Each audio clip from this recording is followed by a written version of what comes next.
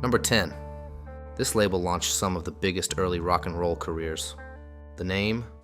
Sun Records, founded by Sam Phillips. Sam Phillips is a rock and roll pioneer, but his legacy has its darker sides. He built Sun Records on the backs of black musicians like Howlin' Wolf and Ike Turner, many of whom were underpaid, underpromoted, and later pushed aside in favor of white artists like Elvis Presley. Marion Keisker, the woman who first recorded Elvis, later said she felt like a slave working under Phillips. Number 9. Founded in the late 1950s by Bob Keane, a label called Delphi Records. Under this label, Ritchie Valens recorded La Bamba just before he died in a plane crash in 1959.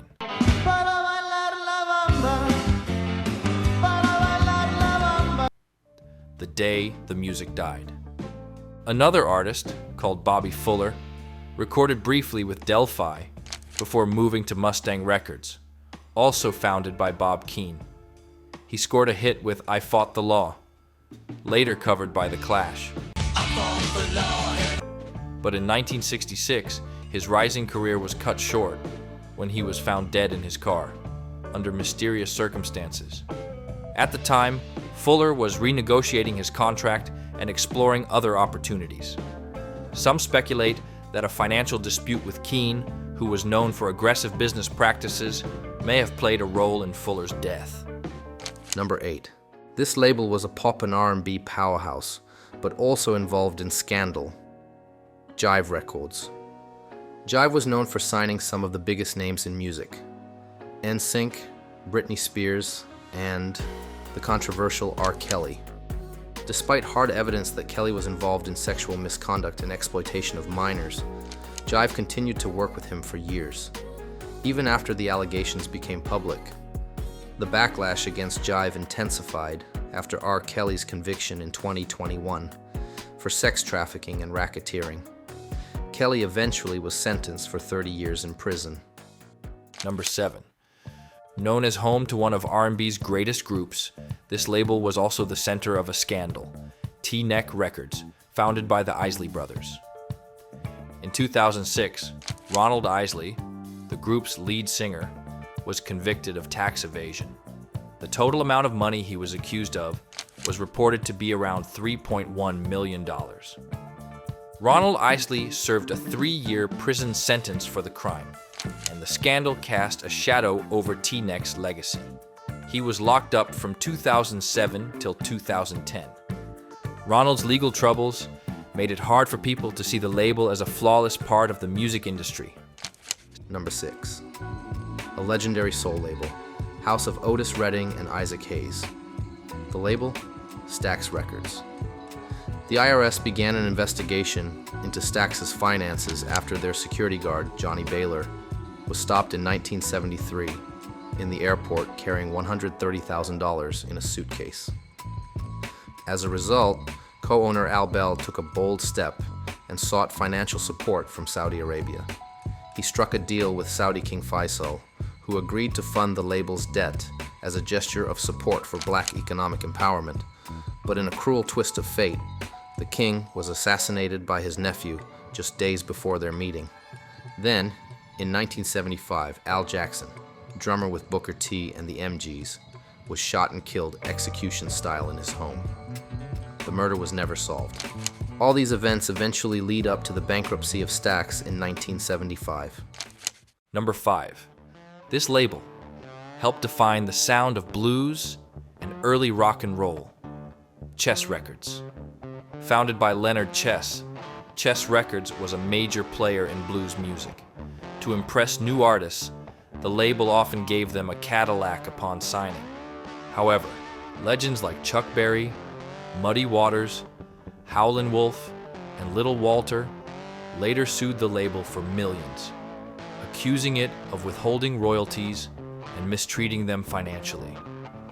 Many cases were settled out of court or left unresolved when the label shut down in 1969. Leonard Chess offered his own blunt defense. "We were dealing with blues artists. 80% of them were drinking. There was a lot of yelling and fighting. You could give them $2,000 on Friday, and they would be broke by Monday. Then they would come in and say, "You fucked me. Where's my money?" Number 4. This label produced classic pop and rock and roll hits, Roulette Records. Its founder, Morris Levy, once said, "I don't make deals with people who don't understand the street." Morris Levy had ties to the Genovese crime family, led by the notorious Vito Genovese. His connections to the mob were well documented in FBI files and investigations. Tommy James signed with Roulette Records, but was unaware of its ties to organized crime.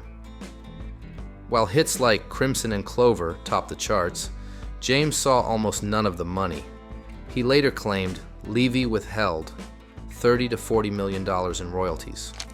When James once asked about the missing money, Levy smirked and said, "You'll get it in the next life." If you guys and girls like to see more top 10s like this, like and subscribe to Boys Next Door. Let us know in the comments if we missed your favorite record company. Number 3. The founder of this label is considered one of the most influential producers in the history of pop music. However, his personal life was marked by violence and extreme behavior. Philly's Records, founded by Phil Spector. While producing Lennon's 1975 album Rock and Roll, Spector reportedly pulled a gun on Lennon during a recording session. Lennon did not blink an eye and said, "If you're going to kill me, kill me. But don't mess with my ears, I need them." In 1977, while recording with Leonard Cohen for the Death of a Ladies' Man album, Spector put his arm around Cohen, pointed a pistol at his chest, and said, "Leonard, I love you." Cohen responded, "I hope you do, Phil." But it wasn't until 2009 that his criminal activities were fully exposed, when Spector was convicted of the murder of actress Lana Clarkson. Clarkson was found dead from a gunshot wound in Spector's mansion. As his defense, he claimed it was a suicide, though the evidence clearly pointed to murder. Spector was sentenced to 19 years to life. Number 2. This label became tricked in violence and tragedy, Bad Boy Records, founded by Sean Diddy Combs. Other than being closely linked to the East Coast-West Coast rap feud, which eventually led to the deaths of Tupac and Biggie, a lot more happened around this label. In 1999, a nightclub shooting in New York City involved Diddy and rapper Shine. Shine took the fall and was convicted, while Diddy walked away untouched. In 2022, singer Cassie Ventura filed a lawsuit accusing Diddy of years of abuse, which was eventually settled out of court. In 2024, CNN released disturbing surveillance footage from 2016 showing Diddy assaulting Cassie in a Los Angeles hotel hallway. That same year, he was arrested and indicted on federal charges including sex trafficking, racketeering, and transporting women across state lines for prostitution. Prosecutors allege he filmed assaults and ran a network that exploited young women. He pleaded not guilty and is currently on trial. Number 1. This label became infamous for its ties to gang culture and violent business practices. Death Row Records, with the feared Suge Knight as its founder. In the early 90s, Knight allegedly threatened Vanilla Ice, hanging him over a hotel balcony to force him to sign away the royalties to his song Ice Ice Baby. Ice, ice, baby. In 1996, Tupac Shakur was murdered in Las Vegas. Many conspiracy theories and rumors have linked Knight to the crime. He was present in the car during the shooting, but was not injured. Later that year, Knight was sentenced to 9 years in prison for violating his parole. Nate Dogg, artist from Death Row Records, once said that he always carried a gun for protection when visiting the Death Row studios. In 2003, Knight served 10 months for punching a nightclub valet. Then, In 2015, Suge Knight ran over 2 men in Compton after a confrontation on the Straight Outta Compton movie set, killing one. He was later sentenced to 28 years in prison. Thanks for watching. In case you didn't notice, we're the boys next door. We create videos about the music industry, sometimes objective, most of the times overly opinionated. To support our channel, like and subscribe. Leave a comment if you'd like to see us cover a specific topic, or if you simply don't agree with our opinion.